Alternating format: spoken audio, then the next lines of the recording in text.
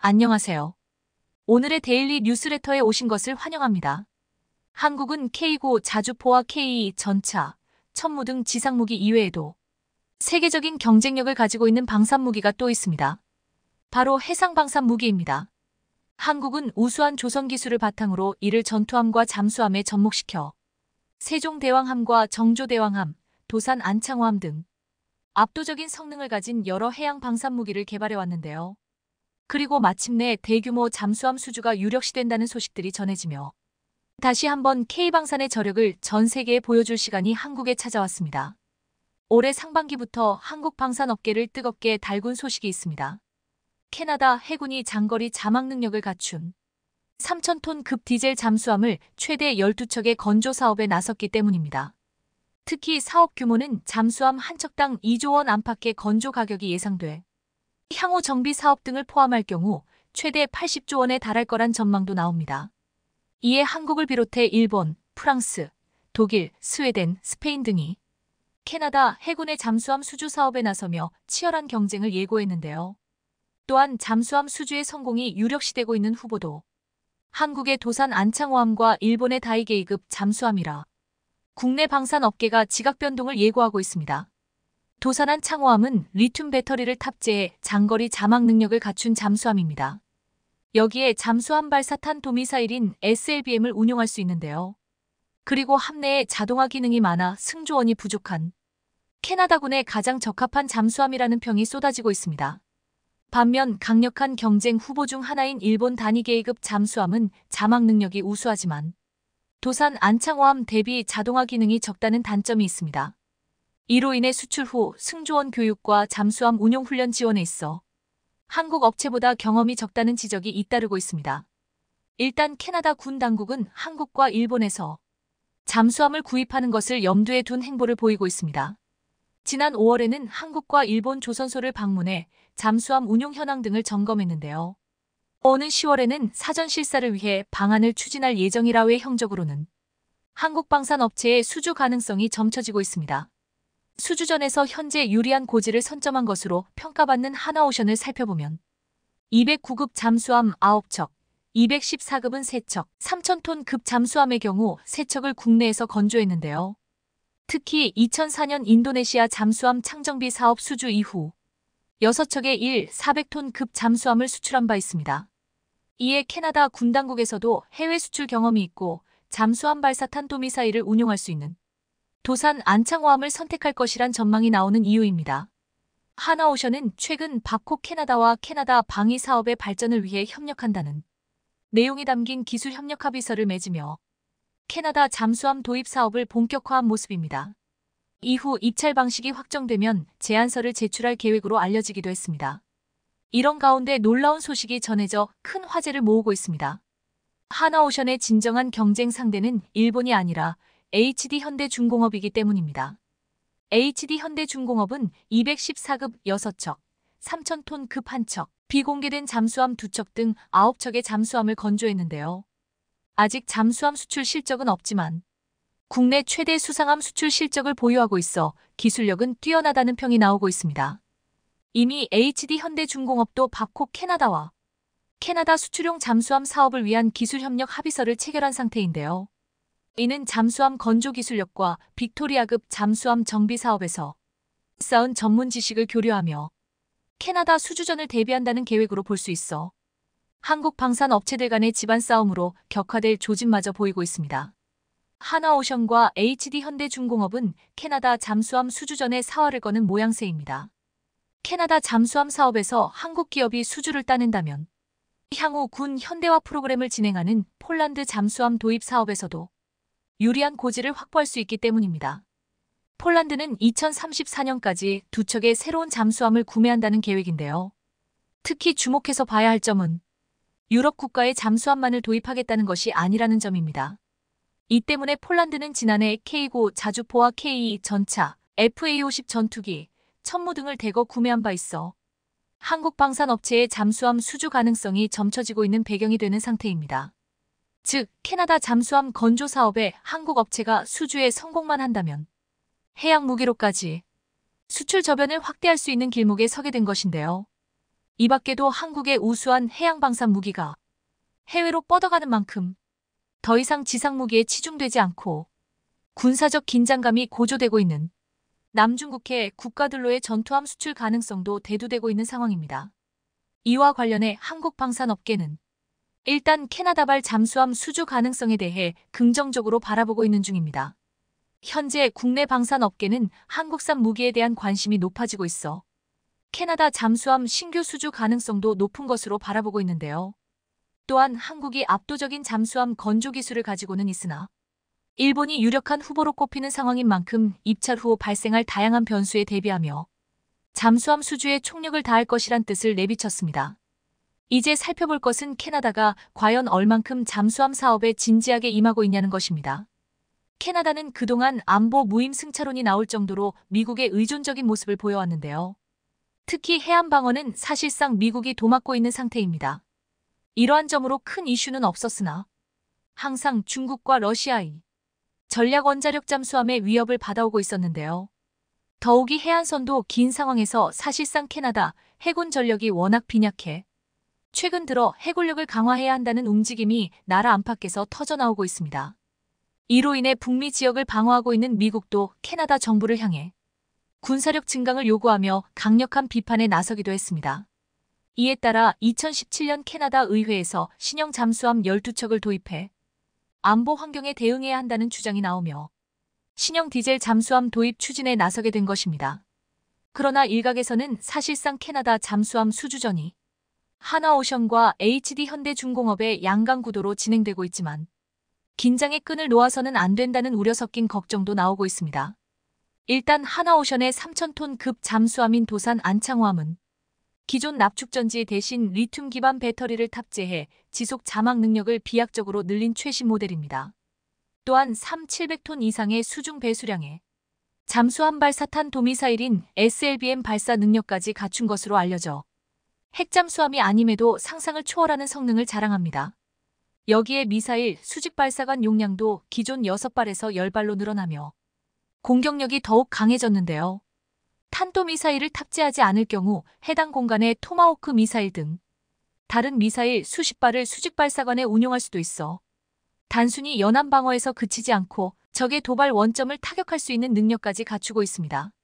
게다가 선체각 부분에 탑재된 고성능의 소나로 수중, 수상의 적을 찾아 공격할 수 있는데요. 그리고 가격도 일본의 다이게이급 잠수함보다 저렴해 캐나다의 예산 범위에서 구매 가능한 가장 강력한 잠수함이라는 평이 나옵니다.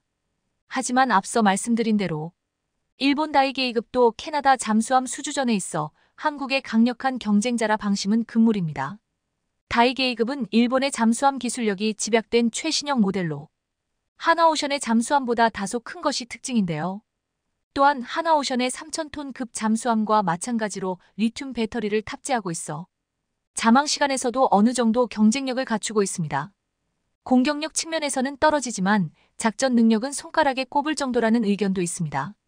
그러나 일본은 전투함 수출 경험이 전혀 없어 한국이 절대적 우위를 선점하고 있다고 볼 수 있는데요. 더불어 한국의 경우 이미 여러 척의 잠수함을 수출하고 운용요원 교육 경험이 있어 일본을 압도한다고 볼 수 있습니다. 이번 캐나다 잠수함 수주는 한국이 해양방산 무기로의 수출 저변을 확대하고 향후 폴란드 잠수함 수주전에도 큰 영향을 미칠 전망입니다. 따라서 압도적인 기술력을 가지고 있는 한국이 캐나다 잠수함 수주에 성공한다면 K방산 신화가 지속되는 만큼 한국 방산 산업에 새로운 전기를 마련할 것으로 보입니다. 그럼 지금부터 캐나다 잠수함 수주전을 알게 된 외국인 반응 살펴보도록 하겠습니다. 해외 네티즌 반응. 역시 한국의 무기 성능은 대단하다니까. 한국이 핵잠수함을 가지고 있다면 얼마나 대단할까? 일본이 한국의 상대나 되겠어? 아마 이번에도 언제나 그랬듯 한국이 잠수함을 수주해 가겠지. 일본은 무기 수출 경험도 없으면서 왜 캐나다 잠수함 사업에 나선 거지?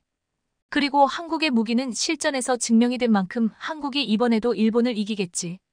미중 패권 경쟁으로 인해 나락으로 떨어지고 있는 중국이 최근 군사 분야에서도 침울한 분위기를 내비치고 있어 무슨 이유인지 궁금증이 커지고 있습니다. 사실 중국은 어느 누구보다 군함 건조에 열을 올리며 엄청난 자본을 투입하고 있었지만 최근 중국의 강력한 전략 무기로 꼽히던 핵잠수함이 서해 인근에서 침몰했다는 이야기가 전해지며 충격을 안겨줬는데요. 그런데 여기에 더해 한국의 스텔스 잠수함 신기술이 공개되면서 성능이 핵잠수함급이라는 사실이 밝혀지자 중국이 크게 경악했다고 합니다. 반면에 이번에 침몰된 것으로 보이는 중국의 핵잠은 현재 인양 위기에 내몰리며 망신을 당하기 일보 직전이라고 하는데 한국과 중국의 상반된 상황에 대해 자세히 알아보겠습니다. 얼마 전 세계 방산업계를 떠들썩하게 만들었던 한 사건이 있었습니다. 바로 중국 해군의 핵잠이 폭발을 일으켜 침몰해 당시 탑승해 있던 승무원들과 함께 돌연 사라졌다는 소식이었는데요. 하지만 이에 대해 중국 국방부는 루머에 불과하다고 일축하면서 사태가 마무리되는 듯했으나 중국이 발뺌했던 것과 달리 침몰 사고가 의심되는 93B형 핵잠수함의 인양 작업이 최근 이뤄지고 있다는 이야기가 암암리에 퍼지고 있었습니다. 방산업계에 따르면 최근 중국 잠수함 침몰 의혹이 제기된 해역 일대를 미군과 캐나다 해군이 정찰에 나서며 인양 작업을 준비하는 듯한 모습이 포착됐습니다. 이를 위해 미군 기상 정찰기와 캐나다 해군 대잠 호위함이 투입됐으며 루이지애나에 모항을 두며 미 연안에서 활동하던 미 해군 해양조사함 오션 인터벤션함까지 돌연 나타난 모습이 확인되기도 했습니다.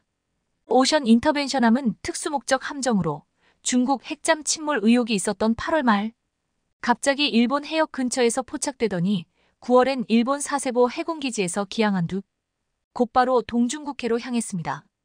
그런데 출항 당시 오션 인터벤션함에는 컨테이너들이 다수 적재돼 있던 게 포착되면서 동중국해에서 어떤 임무를 수행하기 위한 것이 아니냐는 추측을 불러일으켰는데요. 사실 오션 인터벤션함은 배수량 5,000톤의 대형 해양조사선으로 다른 조사선들과 달리 대형 크레인을 갖추고 있어 심에서 물체를 건져 올릴 수 있는 데다 해저 정찰은 물론 고성능 다중소나 시스템을 통해 수중 물체를 면밀히 파악할 수 있습니다. 여기에 더해 최근 미국은 오션 인터벤션함의 활동을 지원하기 위해 두 척의 공격 원잠도 동중국해에 투입할 것으로 보이는 등 심상치 않은 분위기가 감지되고 있는 상황입니다. 이번에 미군이 투입할 두 척의 공격 원잠 가운데 토피카함은 하이백강2 적용돼 깊은 심도에서 작전을 수행할 수 있는 것으로 전해집니다.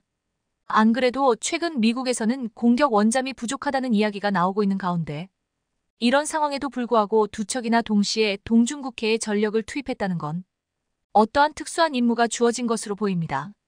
이 같은 상황에 다수의 방산 전문가들은 중국이 그토록 부인했던 핵잠 침몰 사고가 실제로 발생했으며 이런 이유로 미국이 중국 핵잠을 인양하기 위해 동중국해에 전력을 투입했다고 보고 있는데요. 그것도 그럴 것이 중국에서도 잠수함 폭발 의혹이 있었을 당시 그 이후에도 줄곧 아니다라고 말로만 부인하고 사실 객관적인 자료는 현재까지 단 하나도 공개하지 않았습니다. 더군다나 칭다오 창정 15호 잠수함 부두에 93형 핵잠이 포착되고 있지만 두 척이 아닌 한 척만 모습을 드러내는 등 동시에 계류하고 있는 자료를 공개하지 않고 있는데요. 만약 핵잠 침몰이 사실이 아니었더라면 중국은 진작에 해당 자료를 대대적으로 공개하며 지금과 같은 의심의 상황을 만들지 않았을 것으로 보입니다. 특히나 이번에 미군이 침몰한 중국 핵잠을 인양한다면 중국에게는 씻을 수 없는 엄청난 망신을 당할 것으로 보이며 이를 통해 중국의 잠수함 자막 능력이 얼마나 최악의 상황인지 현실이 적나라하게 드러날 것으로 보입니다. 그런데 이런 상황에 한국 잠수함과 중국의 잠수함이 크게 비교되고 있다고 하는데요. 사실 애초에 세계 방산 업계에서는 이런저런 객관적인 근거가 없었더라도 중국 잠수함이 실제로 침몰했을 가능성을 높게 봤었습니다. 그것도 그럴 것이 예전부터 중국 잠수함이 결함이 너무 많기로 유명했기 때문입니다. 여기에 더해 중국 잠수함은 성능에 비해 가격이 터무니없이 비싸 가성비도 최악인데다 소리도 커 경운기라는 별명이 붙었을 정도로 여러모로 평가가 좋지 않습니다. 특히나 잠수함은 스크루 등에서 나오는 소음으로 탐지되기 때문에 소음이 크면 치명적인데 중국 잠수함은 이런 기본적인 조건조차 갖추지 않았습니다.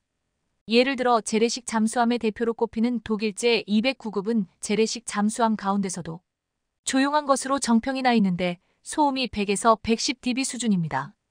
3000T급 국산 잠수함인 도산 안창호급은 이와 비슷하거나 약간 작은 것으로 알려져 있지만 이와는 달리 중국은 잠수함은 처참한 수준입니다. 실제로 구형 핵추진 잠수함인 중국의 한급 공격용 잠수함은 소음이 이보다 30에서 40dB가량 큰 140dB에 달해 수중 경운기라는 별명을 얻을 정도입니다. 일반적으로 핵추진 잠수함에는 터빈의 고주파와 원자로 냉각장치, 감속기어 소음 등 재래식 잠수함에는 없는 소음이 있는데 기술적으로 이런 문제들을 해결하고 있지만 중국은 그렇지 못하고 있는 겁니다. 실제로 기술 발전으로 신형 핵 추진 잠수함은 소음이 재래식 잠수함과 비슷한 수준으로 낮아졌다는 게 방산 전문가들의 평가입니다. 반면에 한국 잠수함은 소음을 완벽 차단하는 등 중국 잠수함과는 전혀 딴판인데요. 실제로 국내 조선업계 유일이라는 하나오션의 수중음향 연구시설에는 기포로 수상함 선체를 감싸 선내 소음을 차단하는 마스커 에어 시스템이 존재합니다. 이는 바로 적 잠수함의 음향 탐지 가능성을 줄이는 스텔스 기술로 하나오션에 따르면 효과는 수상함에서 화장실 물 내리는 소리를 차단할 정도라고 합니다. 특히나 이런 놀라운 성능을 보이는 장비는 현재 미국만 전력화한 잠수함 최신 기술로 우리 해군에는 2028년쯤 적용될 예정인데요. 음향 수조와 마찬가지로 국내 조선업계 유일이라는 육상시험소에는 수소연료전지 설비가 자리해 있는데 이는 도산 안창호함에 적용돼 기존 디젤엔진 잠수함보다 자망 기한을 5배가량 늘린 핵심 기술입니다. 이 기술 덕분에 기존 잠수함이 3일에 한 번 수상으로 모습을 드러내야 했다면 도산 안창호함은 14일 동안 해저에서 연속적인 작전을 할 수 있습니다. 일반적으로 잠수함은 자망 시간이 길수록 적에게 노출될 위험이 줄어드는 만큼 엄청난 성능으로 꼽힙니다. 이뿐 아니라 한국은 수소연료전지를 이용한 잠수함 전동화 기술의 경우 도산 안창호함과 일본 소류급이 전 세계에서 가장 큰 3000T 규모 잠수함으로 선두에 있는데요. 이런 상황에 갈수록 연료전지 기술이 발달하고 있는 만큼 앞으로 한국이 만드는 잠수함은 수중 작전 시간이 중국에 비교되지 않게 기하급수적으로 더 길어질 것으로 보입니다. 실제로 현재 하나오션의 그룹사인 하나에어로스페이스가 연료전지를 개발 중이어서 향후 이들 기업들의 시너지 효과가 나타날 것으로 기대되는 상황인데요. 이렇게 되면 잠수함 분야와 관련해 글로벌 초격차 방산 솔루션 시스템이 구축되는 겁니다. 게다가 최근 도산 안창호급 잠수함이 필리핀 잠수함 사업의 잭팟을 노린다는 소식까지 들려오면서 호재가 겹치고 있는데요. 방산업계에 따르면 1조 8천억 원 규모의 필리핀 잠수함 수주전을 벌이고 있는 하나오션에 최근 수주 청신호가 켜졌습니다. 해군 전력 현대화 사업을 추진하고 있는 필리핀이 하나오션이 건조한 장보고 3KSS-3 잠수함에 관심을 보이면서 결과는 정해졌다는 평가가 나오고 있기 때문입니다. 현재 필리핀 정부는 해군 전력 현대화 사업인 호라이즌을 추진 중으로 잠수함 2척을 새롭게 도입할 방침입니다. 이번 프로젝트는 하나오션과 함께 프랑스 방산기업인 나발그룹, 스페인의 나반티아의 3파전 양상이었지만 대세는 이미 기울어졌다는 평가입니다. 프랑스 나발그룹과 스페인 나반티아는 전 세계 해군에서 운용 중인 스콜펜급 잠수함과 S-80급 잠수함 건조 능력을 각각 보유하고 있는데요. 아직 필리핀이 요구하는 잠수함의 구체적인 사양이 확정되진 않았지만 필리핀 측이 하나오션이 과거 대우조선해양 시절 설계 건조한 장보고3 잠수함에 엄청난 관심을 보이고 있는 것으로 알려진 만큼 사실상 시간 문제라는 전망입니다. 현재 하나오션은 필리핀의 요구에 따라 장보고3 3000톤급 잠수함에서 파생한 2800톤급 장보고3PN 잠수함을 제안한 것으로 확인됐습니다. 해당 잠수함은 리튬이온 배터리 등 최첨단 기술을 탑재해 오랜 시간 자망이 가능하고 여러 미사일을 장착해 땅과 바다, 하늘 모두에서 적을 제압할 수 있는 장점을 지닙니다. 여기에 더해 하나오션은 필리핀 측과 잠수함 유지, 보수와 같은 통합군수 지원에 관한 협상에서도 상당 부분 진전을 이룬 것으로 알려지면서 급물살을 타고 있는데요. 더구나 다수의 방산 전문가조차 하나오션의 수주 가능성이 높다고 점치고 있는 상황입니다. 기술력 측면에서 프랑스 나발그룹과 스페인 나반티아 등 경쟁사보다 기술력에서 우위에 있기 때문으로 실제로 장보고 3P에는 최신 기술을 다 적용했기 때문에 성능 면에서 이를 따라올 수 없습니다. 이렇듯 필리핀 잠수함 수주전에서 하나오션이 최우승자가 될 가능성이 높아지자 최근 일본 언론에서는 자국 조선업계에 엄청난 질타를 했는데요. 얼마 전 일본의 한 군사 전문지 항공만능론지 F는 일본이 해외 방산 시장에서 관심을 끌 수 있는 건 잠수함 시장이 유일하지만 적극적인 액션을 취하지 않았다며 도전하지 않으면 아무것도 시작되지 않는다고 비판했습니다. 매체는 필리핀 잠수함 수주전에서 일본 소류급, 타이게이급은 관심 밖으로 밀려난 지 오래됐다며 가만히 있어도 고객들이 줄을 설 것이라는 일본의 오만함이 이런 상황을 만들었다고 꼬집었습니다. 그러면서 방산 장비의 스펙은 수출을 좌우하는 여러 가지 중 하나의 요인에 불과하다며 해외 수출에 대한 적극성 없이는 아무런 성과를 낼 수 없다고 강조했습니다. 다시 말해서 일본의 이런 반응은 한국의 경우 세계 방산 시장에서 엄청난 존재감을 드러내고 있음에도 불구하고 수주전 하나하나마다 치열한 경쟁을 벌이는 등 이를 본받아야 한다는 따끔한 지적으로 보입니다. 과거 한국은 아무런 기술도 없이 맨손으로 정비기술과 노하우를 익히고 발전에 발전을 거듭해 오늘날 명실상부 잠수함 수출국으로 발돋움했는데요. 세계를 제패하는 한국 방산의 저력이 새삼스럽게 위대해 보입니다. 폴란드에서 라동에어쇼를 하루 앞두고 FA50이 아닌 KE 전차가 이동되는 모습이 포착되어 주목을 받았습니다. 흑자는 왜 에어쇼에 전차가 동원되는지 의아해하기도 했습니다. 폴란드 라돔 에어쇼는 2년에 한 번 열리는 행사로 오는 8월 26일과 27일 폴란드 라문에서 열립니다. 라돌 국제 에어쇼는 폴란드와 유럽에서 가장 중요한 항공 행사 중 하나로 보통 2년마다 개최되지만 코로나로 인해 5년 만에 열리게 되었습니다.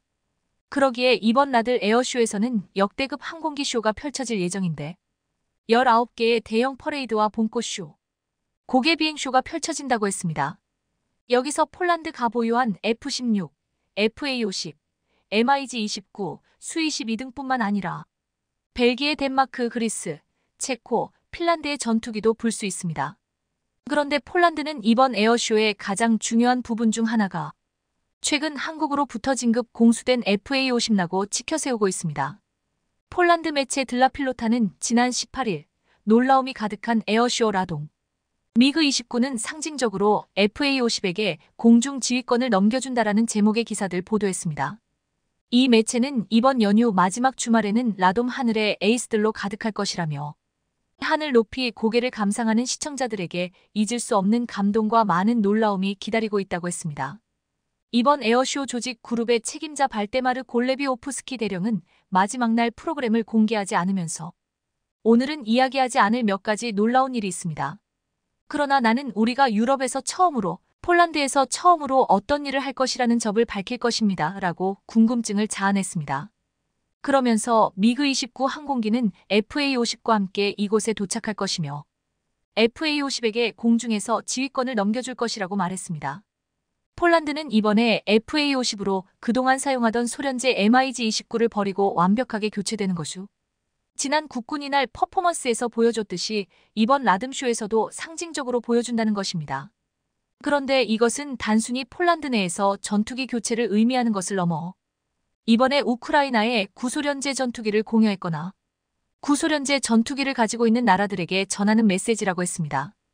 폴란드는 그들에게 보란듯이 성능도 떨어지고 부품도 구하지 못하는 노후화된 구소련제 전투기를 버리고 한국에서 온 최강의 가성비금 자랑하는 경전투기 FA-50으로 바꾸자는 말이라고 했습니다. 폴란드는 급히 도입한 FA-50GF를 먼저 보여주고 앞으로 공중급류 기능, A사 레이더, 공대지, 공대공, 무장 업그레이드 등을 통해 FA-50PL 버전을 생산하는데 이른 유럽에게 팔기 위한 일종의 홍보 행사로 삼는다는 전략입니다. 그런데 폴란드 국방부 차관은 이번 라도메어쇼에는 FA-50뿐만 아니라 이 행사에 KE 전차와 K9자 주포 등 한국산 무기를 전시할 예정이라고 했습니다. 이른 위에서 KE 전차가 라돔으로 이동하는 모습이 사진에 찍힌 것으로 추정되었습니다. 또한 이 행사가 끝나면 9월 16일부터 17일까지 체코 오스트라바에서 나토데이가 열립니다. 여기에서 가장 현대적인 무기와 전투 장비를 볼 수 있다고 했는데 총 90대의 항공기와 약 1000가지의 지상 기술을 선보일 것이라고 했습니다. 체코 현지 매체 브레스크는 올해 쇼에는 어떤 기술이 등점할까요? 라는 제목의 기사에서 매년 오스트라바에서 열리는 NATO의 날에는 군사 장비에 관심이 있는 수천 명의 사람들 이 모슈노프 공항으로 모여듭니다. 이와 관련하여 2023년에도 예외는 아닙니다. 의뢰 행사에서는 체코의 신형 헬리콥터 발표회나 폴란드가 한국에서 구매한 KE-2가 이끄는 폴란드군의 신형 장비 발표회가 열릴 수도 있습니다. 라고 보도했습니다. 폴란드는 두 번째로 오스트라바에서 열린 나토데이의 파트너 국가가 되었는데 KE-탱크가 이번에 폴란드를 제외한 유럽에 처음으로 공개되는 자리라며 큰 의미를 부여했습니다. KE-탱크를 이제 폴란드 국민뿐만 아니라 나토 국가들과 이 행사 방문객들도 직접 보고 체험해볼 수 있는 기회를 줄 것이라고 했습니다. 이렇게 폴란드는 라돔 에어쇼와 나토데이를 통해서 한국에서 도입한 FA-50과 KE 전차 등을 직접 시연하고 보여주면서 방산 수출에 대한 전략적인 움직임을 보여주고 있습니다. 그런데 이렇게 한국과 폴란드의 긴밀한 방산 수출 전략에 대해서 독일이 폴란드 인근의 다른 동유럽 국가와 함께 손을 잡고 견제하려는 움직임을 보여주고 있습니다. 독일이 손잡으려 하는 국기는 바로 헝가리입니다. 독일 라인메탈은 플라드를 통한 한국 방산의 유럽 진출을 견제한다며 헝가리에 장갑차 생산기지를 설립했습니다. 지난 22일 라인메탈이 헝가리 절러에게르세그의 링스 KF-41보병 전투치랑 생산 공장을 오픈했습니다. 이 공장에서 독일은 링스 KF-4만 1209대, 베르겐판 저삼 비펠 군한 장갑자를 포함한 전투 지원 자량 18대, 군용 트럭 38대를 공급한다고 했습니다. 독일 라인메탈은 호주 장갑차 사업에서 레드백에게 밀려 링스 KF-410I 탈락했는다. 이 공장을 통해 유럽 시장을 공략하며 생산력이 밀린다는 오명을 벗으려 한다는 것입니다. 또한 지난 22일 독일 라인메탈이 헝가리에게 레오파드 EH-HU 전차를 납품했습니다. 헝가리가 2018년에 44대를 주문했는데 무려 5년이 걸쳐서 단 한 대가 전달된 것입니다. 헝가리가 주문한 레오파드 EH-HU는 레오파드의 최신 사양으로 개량된 장갑제 및 전자장비와 능동 방어 체계 등이 장착되었다고 했습니다. 최근 우크라이나 상황도 있지만 폴란드가 무려 1000대의 K 전차를 한국에게 도입하려 하는 것 때문이 아니냐고 의심받고 있습니다. 그런데 5년 만에 탱크 1대를 인도받은 헝가리는 몹시 기뻐하는 것이 아니라 울상을 짓고 있습니다. 또한 K 전차가 인인 레오파드를 선택했던 노르웨이와 레오파드 최신형 도입을 계획하는 유럽 국가들이 당황하고 있습니다. 가장 최신형인 레오파드 EH 전차의 가격이 리투아니아가 최근에 구매를 하면서 생산 라인 부족을 이유로 450억 원으로 추정되던 레오파드 EH의 가격이 무려 600억 원이 넘는 가격으로 폭등한 것입니다. K 전차 수출형이 대당 245억으로 여기에 반응 장갑과 능동 방어 시스템을 넣으면 풀옵선이 295억 정도입니다. 이 가격으로 K 전차는 세계에서 가장 비싼 전차라고 했습니다. 그런데 2020년 기준 레오파드 EH 전차는 경제의 실패와 군축 탓에 200억대에서 대담 300억 원이 넘었습니다. 최근 주문이 늘고 생산량이 모자라면서 430억까지 올랐고 최신형 레오파드 EH는 결국 600억 원까지 도달했다는 것입니다. 여기에 독일 라인메탈은 레오파드 EA8을 내놓으며 EH-에 비해 로켓 춘진 유탄 RPG과 지뢰를 포함한 다양한 위협을 방어할 수 있는 새로운 장갑 패키지, 향상된 상황인식 및 통신 시스템과 업그레이드된 사격 통제 시스템 같은 몇 가지 개선 사항을 넣었습니다. 물론 고사양으로 업그레이드해서 가격은 더 올라가는데 레오파드 EH7이 원래 200억 정도 수준에서의 0.5배가 올랐고 레오파드 EH7가 600억이 되었으니 전문가들은 대당 800억 이상이 될 수도 있다고 전망하고 있습니다. 그렇게 되면 세계에서 가장 비싸다는 K 전차의 2배가 훨씬 넘는 금액이 되어버립니다. 폴란드가 1000대를 살 수 있는 돈으로 레오파드 신형을 사면 500대밖에 못 산다는 것입니다. 헝가리가 레오파드 EH7 전차를 받았는 소식에 동유럽은 물론 우유럽 네티즌들이 뜨겁게 반응했는데 그 중에 K 전차와 비교하는 글들이 인상 깊었습니다. K 탱크에는 2014년형 전자장치가 없습니다. 한국인은 전자장치를 지속적으로 수정하고 업데이트하는 경향이 있으므로 최신 에이브럼즈 또는 최신 레퍼즈보다 더 현대적입니다. 비교 테스트에서 K는 최신 버전의 레오파드보다 이동 중 표적 파괴 70% 더 높은 것으로 확인되어 기술적 우위를 달성했습니다. 실제 전투 대결에서 K는 적을 파괴할 확률이 더 높으며 레퍼드의 더 나은 장갑은 아무 소용이 없습니다. K가 더 좋습니다. 더 이동성이 뛰어나고 더 나은 접자장치가 있습니다. 다른 주요 시스템, 즉 무장과 추진력도 비슷한 수준입니다. 알려지지 않은 두 가지 중 하나는 두 전차, 특히 KPL의 장갑입니다. 두 번째로 중요한 것은 그들이 전장에서 어떻게 활약할 것인지입니다. 노르웨이군은 전투 능력을 평가했으며 이것이 노르웨이인 이유이를 선택한 이유입니다. 최신 버전의 레오파드는 아마도 러시아 전차보다 더 좋은 전차일 것입니다. 그러나 K, 에이브럼즈보다 낫다고 말할 이유는 없습니다. 레오파드는 독일 장갑 무기의 역사를 바탕으로 한 전설이지만 전장에서 많은 가치가 있다는 것은 추측만 할 수 있습니다. 군사에 관심이 많은 유럽의 네티즌들은 전차 K전자가 가격도 저렴하지만 레오파드보다 성능이 더 우수하다고 말했습니다. 실제로 K전차는 레오파드보다 우수한 성능으로 가격이 훨씬 싸고 훨씬 빨리 받을 수 있는 전차입니다. 헝가리 육군은 레오파드 전차 납품까지 약 5년의 시간이 걸렸는데 미국 에이브람스 전차는 폴란드가 계약하고 받는데 약 3년이 걸렸고 한국 KE 흑표는 불과 4개월밖에 걸리지 않았다고 했습니다. 제코의 한 네티즌은 제코가 레오파드 EA8 70대를 구입한다는 기사에 폴란드는 단지 독일이 레오파드를 충분히 빨리 생산하지 못하기 때문에 말 그대로 지구 반대편인 한국에서 탱크를 구입하지 않았습니까? 체코에 추가 생산단지를 건설할 계획인가요? 라고 따져 물었습니다. 그리고 한 폴란드의 네티즌은 헝가리의 레오파드 EA701 드디어 들어왔다는 기사를 보고 진심을 담아 이렇게 말했습니다. 와장난하냐? 2018년 계약, 2023년 첫 작품, 우리가 안 가져가서 다행이다. 2025년 한국 전투기의 본격적인 초고속 납품이 시작된다. 한국에서 주문한 신형 전투기가 도착하면 남은 미그 29 전투기 모두를 우크라이나에 보내겠다. 폴란드 두다 대통령. 최근 한국 방산의 빠른 납품이 유럽에서는 큰 화제가 되고 있습니다. 폴란드는 미그 29 전투기를 한국의 FA-50과 미국 F-35로 대체할 예정으로 지난해 한국의 FA-50 48대를 주문했습니다. 한국은 폴란드와 계약한 FA-50 48대 중에 TA-50 블로기를 부분 변경해 12대를 먼저 납품하고 폴란드 요구사항에 맞춰 새롭게 제작해 36대를 2025년부터 2028년까지 전달해주겠다고 했습니다. 1차적으로 납품하는 12대는 올해 8월 2대를 시작으로 12월까지 총 12대를 납품 완료할 예정입니다.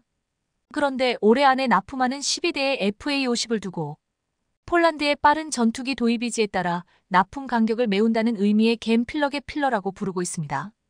한국은 그만큼 지금 전력의 공백을 빠르게 메울 수 있는 기회이자 수단이 되고 있습니다.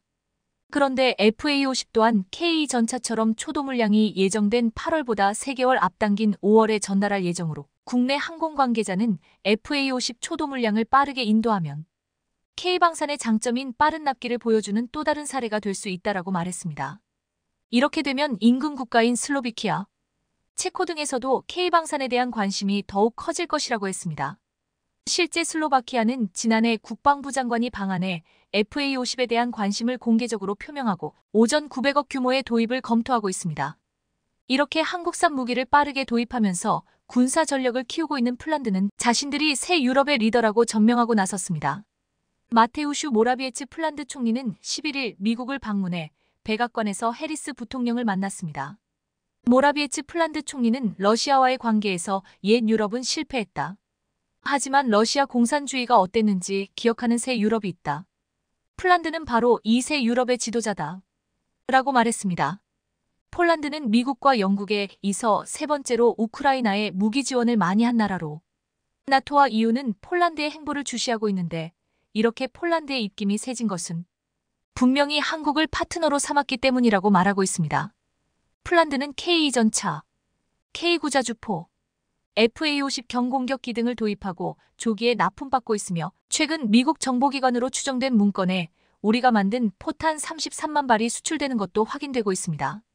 한국은 지금 최대 강점인 빠른 납기를 무기로 지금 당장 무기가 필요한 나라들에게 폴란드를 통해서 그 능력을 보여주고 있습니다. 이렇게 빠른 납기가 가능한 이유 중 하나는 한국은 최첨단 공장을 갖추고 있다는 것입니다. 한국항공우주산업 KAI의 경남 사천 공장에서 전투기를 생산하는 고정이동은 마치 동구장을 연상케 하는 건물로 축구장 3개를 합친 거대한 크기를 자랑하고 있습니다. 여기서 F-15, T-50, KF-21을 생산하고 있는데 대부분 사람이 조립하지만 대형 로봇들이 링 시스템, KF-21 지동화 장비 등 세계 최고의 기술력을 자랑하고 있습니다. 이는 세계 최고라 불리는 미국 방산업체들도 탐을 낼 정도로 빠르고 효율적인 전투기 조립을 할 수 있는 것으로 알려져 있습니다. FA-50은 2개의 생산 라인을 가동하면 월 최대 5대를 생산할 수 있다고 했습니다. 미국도 놀란 기술력을 갖춘 한국의 전투기 제조 공장에서 또다시 FA-50을 폴란드에 빨리 인도하면 신속한 납품 능력을 자랑하는 한국은 더욱 급부상할 전망입니다. 한국 무기의 세계 시장 점유율이 지난 2018에서 2022년까지 2.4% 뛰면서 점유율의 퍼센트 변화율 무려 74%로 평가되었습니다. 전문가들은 이는 FA-50 때문이라고 말하고 있습니다. FA50을 지난해 폴란드에 48대, 올해 2월 말레이시아에 18대를 수출하면서 수개월 만에 5조 4천억 원의 실적을 몰렸기 때문입니다. FA50 때문에 우리나라는 세계 항공기 시장에서 2022년 이후 납품 전망 순위가 3위로 뛰었습니다. 전 세계 방산 시장의 거의 절반을 차지하는 항공기 시장에서 한국의 속도 전략은 제대로 먹이고 있습니다. 우크라이나는 최근 탄약 부족으로 5월에는 러시아 전투기가 상공을 지배할 것이라고 했습니다. 우크라이나군의 대공 미사일 5,300 미사일이 거의 바닥났다는 것입니다. 또한 최근 중국은 대만 포위 훈련 마지막 날 12시간 동안에만 군용기 91대를 동원해 무력 시위를 벌였습니다. 역대 최단시간 최대 규모의 무력 시위로 이날 무력 시위에 동원된 중국 군용기는 수-30과 제-20, 11, 15, 16 전투기 등과 H-6 폭격기 등 식별된 중국 군용기 숫자로는 역대 최대 규모였습니다. 이렇게 국제 정세가 불안해지면서 각국들은 가장 먼저 신형 전투기를 도입하려는 가운데 한국의 조기 납품을 눈여겨보지 않을 수 없는 상황이 되었습니다. 그런데 군사 전문가들은 FA50의 빠른 생산 속도와 조기 납품과 동시에 보고 있는 것이 KF-21의 놀라운 개발 속도입니다. KF-21은 최근 단거리 공대공 무장 분리 시험에 성공하면서 포스트 KF-21에 대한 논의가 이루어지고 있습니다.